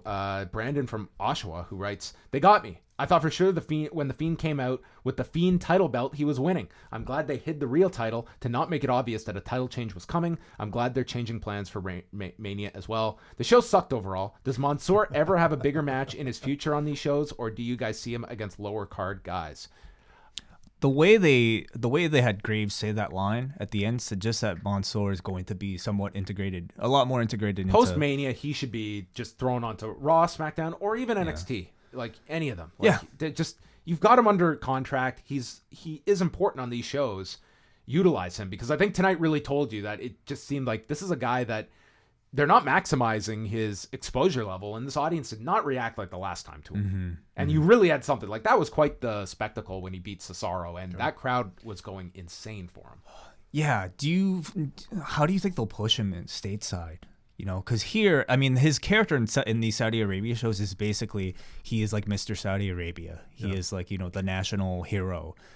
Obviously, you can't do that same thing. No, I don't think anyone, like, their nationality should be their only characteristic. I think you integrate him like any other character. He should just be another guy on the roster, but he's of Saudi Arabian descent. Yes. And when we go to Saudi Arabia, he's going to be a major star. And then they'll realize, think about the heat we could get if we beat him. Something tells me they wouldn't do that with Mansoor in Saudi Arabia. Well, maybe it'll be Mansoor and Brock. Maybe that's the long-term build. I was just thinking about It's a 10-year deal. We got a Jamie from Bournemouth, UK, who says, "This is the first time I've watched the main roster in about 6 months, but being home ill, I thought I'd try it. From the start, the crowd was not into some of the matches. R-Truth was good. Ray was a waste of time, if he was even there. I'll try and find out. Yeah. Like that would make sense if he didn't even make the trip over, because I mean, he did physicality, so it's not like it doesn't look like it's an issue where he's not cleared or something." Taker almost dropped AJ on the chokeslam, crickets for Garza and Carrillo, and it didn't really pick up after that. Ricochet's entrance lasted longer than the match, and they basically killed the Fiend and the Spear. Not a lot more to say. 3 out of 10. All right. Let's go back to some feedback here.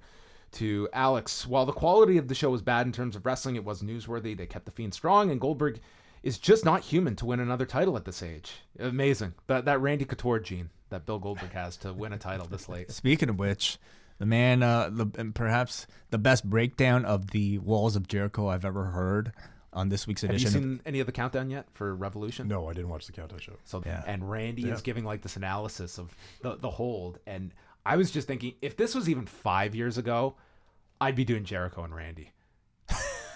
He can't do it now after the heart attack, but oh my God. 5 years ago, he totally, I think, Oh, like I'm looking at Saturday, if they end up taking the title off of Jericho, like you want to have a program that's like still like a big, are you kidding? You don't think they could get a 10-minute match out of Randy Couture with like or enough training? Not today. I don't think now. You can't do it now. I don't think 5 years ago. I don't think Randy would do it. Why not? He just has never seemed to be interested in doing. He just did this vignette. Yeah, but to actually wrestle a match, I mean, yeah, you're right. Anything can happen. I guess I hold Randy Couture in such a MMA kind of like purist regard that I don't know. But it would be fascinating. You need to see some of his film choices. I mean, the man. That is true. He's open to whatever ideas come his way. But I just thought like the promos were great. They even drilled like the inverted roll out of the walls of Jericho. We should add Jericho ended up getting 7 stitches for that headbutt that he got busted open from, and that next thing that's going to take off for him is blank is a piece of shit. Because you can see he's trying to get that one over now with Mahomes and Randy Couture. Yeah, but he got Mahomes' name wrong, too. Someone told me, we are clearly not football fans, that his nickname is Air Mahomes. What? His nickname is Aaron? That's what one person told me. Oh, okay. I've never heard that before, but whatever. Well, that might be untrue. I am not the person to verify his nickname, but he may have said that. PJ says, just really happy that Goldberg won. I'm a big fan, so I shouted yes when he won. I'm also happy that the Fiend lost clean. He couldn't remain untouchable. Okay. Jeremy in Texas. I can't imagine people buying a show like this in the middle of the day if the WWE takes its pay-per-views off the network. The only match I cared to fully watch, Goldberg and The Fiend, I'm glad they got the belt off an unrealistic character like Super Fiend on a Thursday in Riyadh. Yeah, his title reign won in Saudi Arabia and lost in Saudi Arabia. We beat Rollins. Yeah. It reminded me of when they first put the belt on Undertaker in the early 90s and Hogan needed to throw ashes in Taker's eyes to pin him on Tuesday in Texas, only to be stripped of the title. Could we possibly see Cena versus Goldberg and still get Fiend versus Roman at WrestleMania? The idea of Cena going for that record-breaking title piques my interest more than Goldberg-Roman. I don't think so. No, I don't think so. At this point, it's... I don't like Goldberg versus Cena now. It just, to me, that's not benefiting anybody. It's 2 part-timers. Yeah. It's just... I'm not seeing anything about Air Mahomes, so this may have been an incorrect tweet that someone sent me. Okay. I'd not even heard of that name prior to yesterday. It did sound like Aaron, didn't it? Something like that, yeah. Chris Thunder from Down Under says, this show started at 3 a.m. local time for myself. UK fans, I know your pain. So I'm just going to say this. WWE is struggling to create new stars over the past decade with the true drawing potential of a WrestleMania main event caliber. So instead of having a competitive Brock Ricochet match where we could have a faster opponent wear Brock down with his speed before being caught from a high-risk move and losing clean, we got a match where the pre- and post-match lasted longer than the actual bell-to-bell match itself. Then we had Fiend and Goldberg. Again, instead of a competitive match where the old gunslinger gives everything he's got before the villain ultimately wins on this day, we instead got another championship match where the pre- and post-match lasted longer than the actual bell-to-bell match itself. I'm shocked with both world titles on part-timers. I really thought they were going with Bray to Mania. But speaking of which, the guy has such a poor record. But speaking of which, the guy has such a poor record at WrestleMania. Does it matter? He's talking about I don't Bray. think about Bray having a bad record. I don't think it. I didn't even realize he had a bad. I don't think he's won yet at WrestleMania. They never go into that kind of thinking. Does it? I don't think it matters at all. Not at all. No.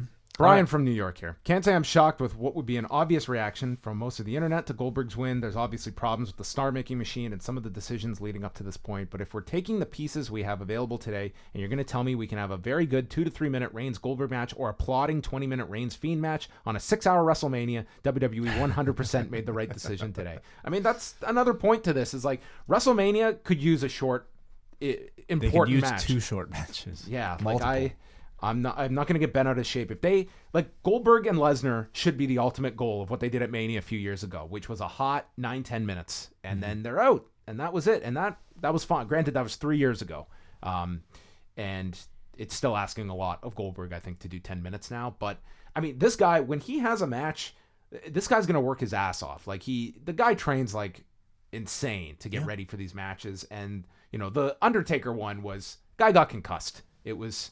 I think that they can put together a fine match. I feel sorry. And Reigns will work hard, right? Of course. Yeah. That's a given. I think there's a better chance with Reigns. I guess, seeing the match today didn't really give me more confidence that he'd be able to. Yeah. And I mean, it's also worth how much lead time did he have for this one as well? Too? Yeah, when did they turn this around and decide to give him the belt? He had a good reaction on SmackDown. Either way, the match was going to be similar. Sure, yeah. He goes on with the Fiend. It's all about what comes next, as I don't think this hurts him too much in a vacuum. The mistake they made was putting the title on him too quick, which in turn put a ticking clock on his invincibility. Having the path ahead given to them, considering Goldberg did this to another invincible being in Brock a few years ago, should give them an idea of what needs to come next with the character to keep it strong. The Fiend never needed the title, and it should be immediately beneficial to the show to have the title freed up for other programs where he can be a special attraction in any feud that he's in. Eric from Miami says, I'm not going to write the ballad of Bray Wyatt, but if WWE thinks Goldberg Reigns is a better seller for a show that might end up on ESPN Plus over Wyatt Reigns, that's a WWE problem. They had a chance to control how The Fiend was booked. They could have made Bray a real human, a good talker, the son of a wrestler and from a wrestling family just like Cody Rhodes, who goes on the ESPN shows to promote WrestleMania and talk about how The Fiend is a rock star, and it's just intimidation. Also, just like Kofi, where he lost his title in 8 seconds, WWE told us his reign didn't matter. If Bray has a Mania program with Cena, they've once again told us his title reign didn't matter. And the last one here is from Roger. This show was complete and utter dog shit. It reminded me why I tend to avoid the main roster, especially these Saudi shows. I only watched because I stayed home today and had nothing else better to do. I should have just went on a hike or something. Do you think Ricochet should turn heel? To me, he just doesn't deliver believable babyface promos, and perhaps his personality. That tends to be their playbook about how to build babyfaces. This guy's so buried as a babyface. Now we can turn him. Is the go-to, and I feel they've kind of hit that with Ricochet after this. Yeah, look at everybody. Look at Becky Lynch. Everybody. They don't know how to push baby faces properly, so they get them to turn heel so that they open up their personalities, and then the crowd starts to like them.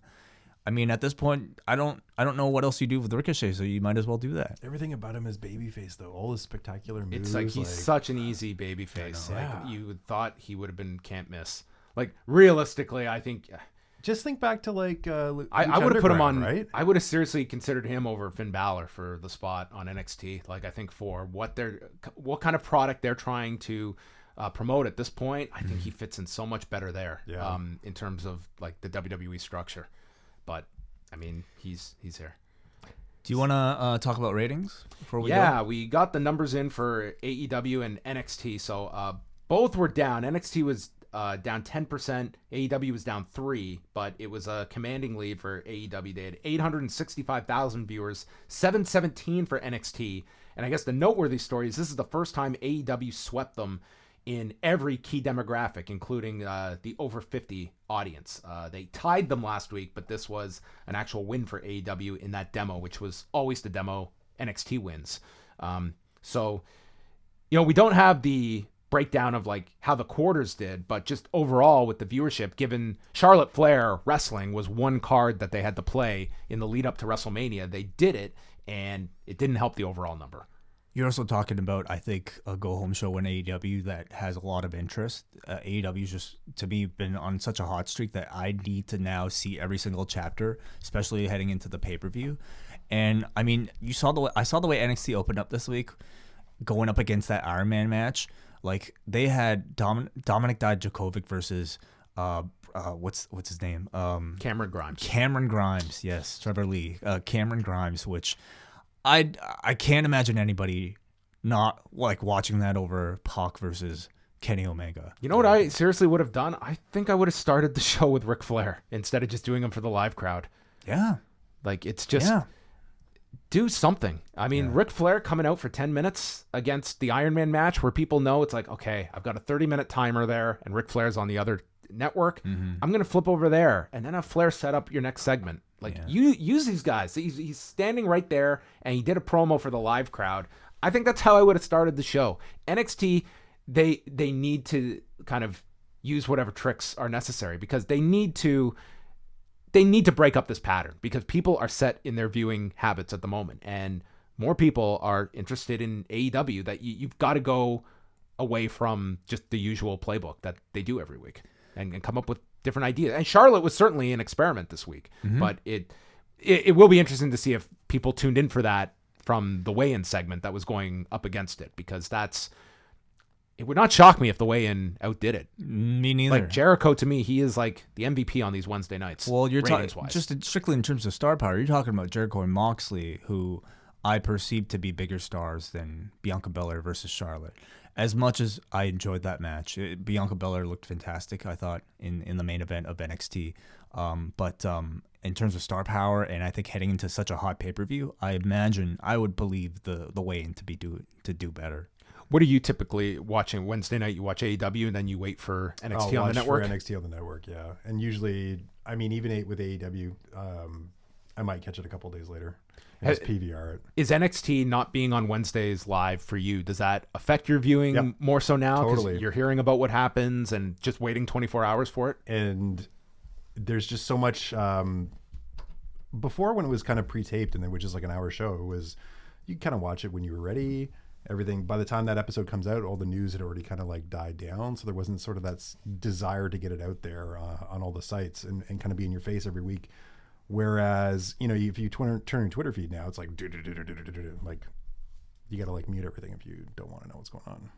They also announced that March 11th, Full Sail is not available. So they're doing the show from the Performance Center.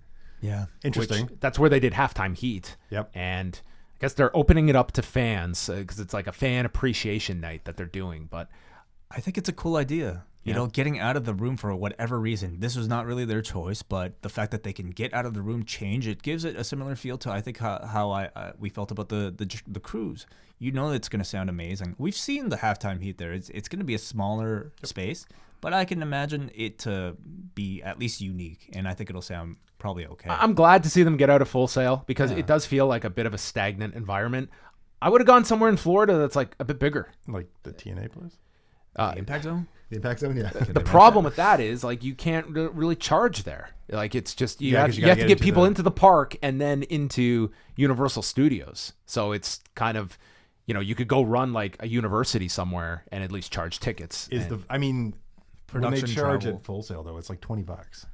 What do they make it? But it's also It's 400 people. production and travel costs too. That's true. I Everything's imagine. set up there, right? Yeah, they've got rings. They probably have cameras. Yeah. Yeah, I'm interested to see. Do you find Full Sail tired? It seems it, yeah. Yeah. I think I don't buy into like that would be my number one issue with NXT. I think that going on the road I think presents its challenges too, and I don't think that would change things. But I do think comparing the environments, it's not even close. Like it's just that's a big appeal to me of AEW that these crowds are incredible each week. There is that, but also the people that are at Full Sail. I mean, there's a good chunk of those people that are every week. Right, which is a common you're thing going with to WWE. run into when you're running the same place every single week. You're going to kind of rely on regulars. I'll tell you though, I would take that any day over the type of crowd we had Tonight? on the Super ShowDown Definitely. show. Yes. Like they're always lively, for the most part. Yeah. ROH and New Japan, they've also announced their War of the Worlds tour. So May 6th, which is a Wednesday, they're in Buffalo. May 7th, they're here at the venerable Ted Reeve Arena. Ted Reeve. May 9th, they're in Kalamazoo, Michigan, and May 10th in Villa Park, Illinois. So no names announced, but Ring of Honor and New Japan Pro Wrestling talent on this show. Wow. And I guess that'll be, what do we got? 3 months before the Madison Square Garden show that they'll be bringing. What level of talent do you think we're going to see at these things? It's a good question. I would definitely want to put some big names on this. It's going to be difficult now that they don't have Kenny, like able to come over Ken Chan? and do all these shows. WH Park is on the line with us. Man, we got a last minute running. Woo! Hello. Oh my goodness. How's it going, guys? WH, you are joining us right now from Numazu, and we wanted to have you on the show because just to get some of your reaction to all the show cancellations and all the empty arena matches that you might be able to go watch over the next month. I might be able to sneak into some of these places. I can grease some palms with some of the yen I got for my paycheck this month. How surprised were you that New Japan went to that they ultimately canceled all these shows? I mean, once once kind of the government put out this, was it almost just they had to do this at this point? Because these are obviously major shows for New Japan that they're wiping out. I think it's not that surprising because, all the shows are basically canceled because they really want to conserve like Tokyo for the Olympics. I think that's where the impetuousness where all this is coming from.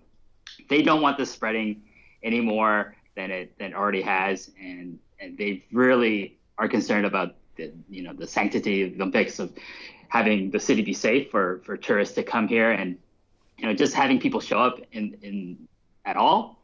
Like I think it's a little overblown. Like my own personal experience, there have been like maybe 0 cases in the prefecture I live in, Shizuoka, and like the surrounding prefectures, like next to me is Kanagawa, which is where Yokohama is. There's reported cases there. There's reported cases in Aichi, which is where Nagoya is, and we're in the middle of those 2 prefectures. That there's, as far as I know, as of today, there's no reported cases. I feel it's a little overblown, but like I was just talking to Jojo Remy, who lives in Tokyo, and he says it's quieted down a lot. A lot of people don't go out.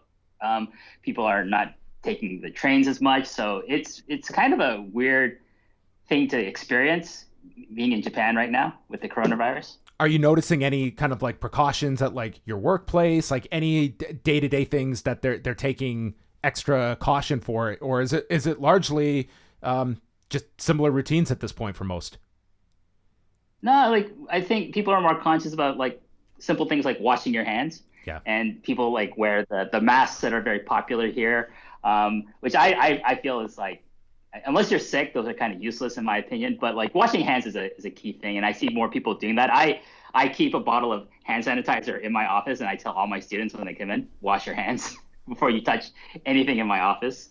Not to get all like Howard Hughes about it or anything like that. How do you see New Japan reshuffling a lot of the matches that they've already announced in the New Japan Cup? I think they're probably going to do like empty arena matches to provide content for their streaming services, which is like something that Stardom is doing for at least one of their shows. I can see them shuffling things to like moving past whatever the last date is of the cancellations and moving it into April. We'll see. I don't see it being that big of a deal to like shift the content of the New Japan Cup over into the next month, to be quite honest with you. What about, they've canceled dates through March 14th. When you look at, post March 14th, it's kind of like this moving target. I mean, do you think that there is a good chance that those shows could be in jeopardy as well? Or do you feel that there is probably a likelihood that they'll be able to resume touring by the middle of March?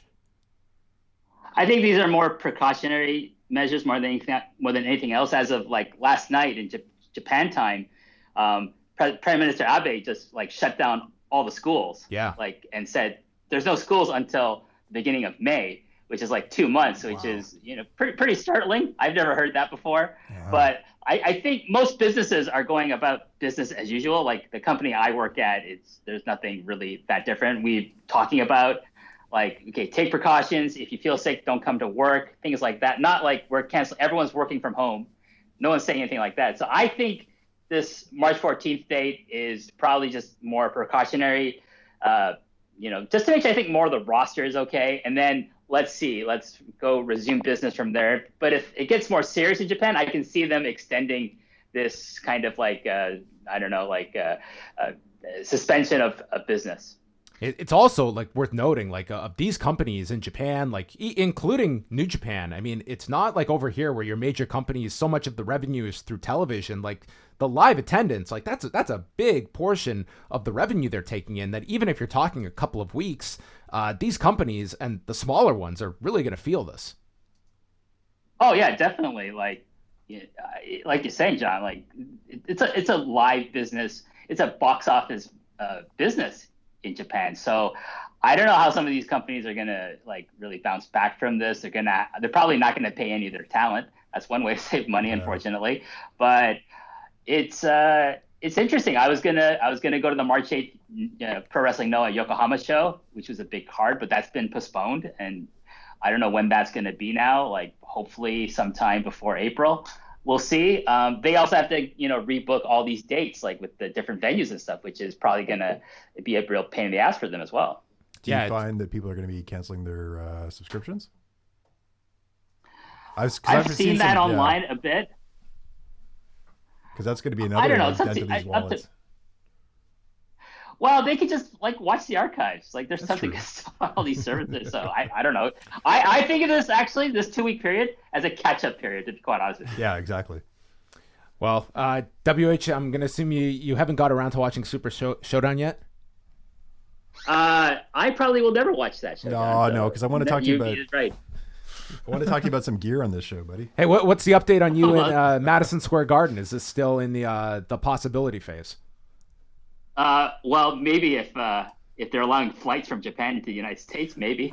We'll see. That's a good question. I mean, I don't know. They're talking about the Olympics right now. Like, there's concern. Like, they've got to start making decisions soon about this. Like, it's not till July, but that's an enormous question about all of this. Is the going ahead with the Olympics in July. Yeah, I mean, I don't think they're going to cancel it. Like, I think it has to get really serious. It has to be South Korea serious. It's really bad over there. It sounds like the IOC will go kicking and screaming, unless they are absolutely told you cannot do this. They kind of want to go ahead and, I mean, obviously, there's so much at stake with an Olympic Games that all the vested interests are, of seeing those games happen. Yeah, I do think Japan as a country, as a government, is doing as much as it can to be able to preserve the Olympics. So I don't think there's going to be any problems. I think it'll be business as usual. But yeah, I don't know. Gear from the Super Showdown, you're going to have to. How do you feel about the Viking Raiders gear? Oh God, I think they're terrible. They just look like cosplayers, they remind me of? They remind me of if Darkstone was a cosplayer doing Viking shit. Darkstone. Because as I was watching that match today, I just automatically thought of you with that gear. I was like, oh man, some great trunks, pretty bad. Who's on Thunderstruck this week, WH? Iron Mike Spears from Open the Voice Gate from voicesofwrestling.com. He covers a lot of Dragon Gate stuff, so he's the perfect guest to talk about Jushin Liger versus CIMA. Very well versed in the history of CIMA. So great, just a great podcast. I had an awesome time talking with Iron Mike, and he's the creator of the rating system, the Gentleman's 3, one of my favorite ratings to give to any match I watch in professional wrestling these days. Well, joining Bill Goldberg, Jushin Liger and CIMA can also say they wrestled in the year 2000 and in 2020. Well, there you go. Yeah, it's a rarefied group, isn't it? That's it. That's my gentleman 3 right there. Those 3: Liger, CIMA, and Goldberg. There you go, John. There's my table for 3 requests. You're gonna have to come up with something new for the G1 in the fall. No more coffee or sandwich ratings. We're gonna have to think of something new. I don't know, the coffee thing. I think it's really taking off. I think it's really this is its year that I think it really takes its rightful place among the great ranking systems out there. But I hope I get to talk to you soon, WH. I mean, we will definitely do a show when there's wrestling to discuss. Well, I don't think we should cancel Post Perez for March. We can think of things to talk about. So we'll definitely talk in March. It's just a question of when. I wanted to do a whole New Japan Cup preview. I just want to hear you guys talk. It doesn't even have to be about wrestling. Yeah, maybe we'll just go through the news. WH. We'll talk about the Democratic race and why Pete Buttigieg is going to hope to make a late surge, and Bernie Sanders doing an event with Public Enemy. I should just give you all the dirt from the secret chat group. I'm not even aware of the secret chat group. So, are you in the secret chat, Mike? No. Okay. What's a chat group? I don't know, but I hear it's canceled. So, WH, thank you so much for joining us, getting a live report on the ground in Japan. Yes. Thanks, John. Thanks, Wade. Thanks, Mike. Talk to you guys later. Thank you, CWH. Look at us, the CNN of wrestling international, podcast, getting our correspondence live from Japan right on the air with us. But it's enormous news. New Japan having to cancel all these events. I mean, it throws a big monkey wrench into their plans. And as we discussed the other night, it's looking at the shows that they do have. I think it's 6 shows before Sumo Hall that you could do a 32-man tournament and break it up, and it's not. And it's guys still wrestling one show a night. You would have to do the semifinals and finals on the last night, which is doable. It's a lot in a small period of time. But the thing is, you can't even bank that they can run shows at that point. We could get to March 14th, and it's like they're still not comfortable in doing public gatherings. So it's kind of wait and see, and you've got to make a decision at some point. Like, do we run Sumo Hall at the end of March if we can't properly promote it and build it up? Well, it does sound like worst case scenario. They can do empty stadium shows just for content for World. You can do that. Yeah. I don't know. Like, if you're a smaller company, you can get by, I think, doing a few of those. I think with like New Japan, like maybe one for the novelty, but beyond that, it's like, can you see them getting out of the country to do shows? I think it's too late. I think it's tough at this point to get everyone to travel, and then you're looking at visas and stuff like that. Unless you're going to places that they've already been to, it gets difficult. So I mean, for all hopes, it's something that hopefully that they can. Anyway, I've been like reading and listening to so much about this now, because it's like, now that it's like an issue in the U.S., you're just seeing so much more coverage in our part of the world about it, and just, even developing a vaccination, it can take like a year to develop a vaccination just because of all the testing you have to do for it, just beyond just actually coming up with it. We need to do a whole science podcast. Oh God. Yeah. We'll get Mike for that. The podcast on vaccinations. But I guess that's going to wrap things up. So any closing thoughts on Super Showdown and where your level of interest is going into WrestleMania, and what to expect on SmackDown Friday night in Boston? John Cena. I said Goldberg possibly too. Yeah, I would think that you'd want Goldberg Graves on the show. teased it. Yeah, he should be on the show. And there's no reason why you would think that no one would get back in time, right? It's a worthy question to ask. So hopefully everyone gets. I would imagine they were flying out right after the show. I mean, it would be like after midnight in Saudi Arabia, but I'm sure they must have to fly out immediately. That's crazy. Like, crazy travel. That's a lot of travel. Yeah. Especially if you're just doing a 10-second cameo. How do you feel about Mania going into it now? Clearer picture for sure, right? I think that it's largely. I think that tonight does set up some. I think that they're going in a better direction right now on the SmackDown side. Raw has largely, like, you can see where everything is going. I think there's less changes going on the Raw side. It seems like they're locked in. Like, we've known forever that we're getting Brock and Drew, Charlotte and Ripley, Undertaker and AJ, something with Rollins and Owens, whether it's a singles or a tag match. What else are kind of the big programs that we have on Raw at the moment? I guess you got to figure stuff out for like Ray and like those level of guys. But I would say thus far, I wouldn't say it's like a 10 out of 10, but I think they've got the building blocks for, I think this Goldberg Reigns program, a lot hinges on if this thing connects with people and it's believed to be and taken as a dream match. Do you start that tomorrow? I think you have to. I would actually announce it tomorrow that the match is happening. For me, like, the biggest thing that can, I think, hold WrestleMania back from maybe what is the potential card right now is just the addition of too much filler. Like, if they cram that thing into like 17, 16 matches, it's just going to water any sort of attractive, card that they already have. Well, you're getting a marathon show. Yeah, that's the case. But tomorrow night has to lead up to Elimination Chamber, right? And we're going to get 2 Elimination Chambers matches, right? So 3? That might be changing. So there may be. My understanding is that there's going to be 2 chamber matches, right? And they probably, I would assume, will know them tomorrow. And Reigns is going to be coming out of one of them. We're assuming, right? Depending on who they put in these chambers. Yeah. It seems like, even though they were teased last week, that they've made some changes of like what the chamber matches are going to consist of. Beyond, like, there will be the Raw Women's match that they've announced, and it sounds like another one on SmackDown, which I think we'll probably know Friday night. Men or women's? There will be one on SmackDown. Yeah. All right. I think that's going to wrap things up. So thanks to everybody for listening. All of our calls, including WH Park. Always great when we can catch. This is perfect for him during his lunch hour. Yeah. So Thursday night prime time. And thank you to everybody in the chat room. We have a lot of people in here. Well, shout out to Kendall. Shout out to Roger, Bruhaven, Andrew, Chris, sorry we couldn't get to your call. Please call back when we do the Hangout again at a later time, or this weekend on the AEW Revolution post show that John and I are going to do live for all Double Plus patrons. So you guys, I hope to see all of you guys again, and thank you all for being in the chat room and watching us live. Yeah, Saturday morning Rewind to SmackDown, Saturday night Revolution post show. So 2 shows from us. Patrons get Rewind to SmackDown, and then Double Plus will be live for on Saturday night. You watching Revolution? The next day, I think. All right. Mike, thank you so much for joining us. For having me, Always guys. great when you make time to join us here No problem. in the post Anytime. office. And that's it, everyone. Thank you for hanging out.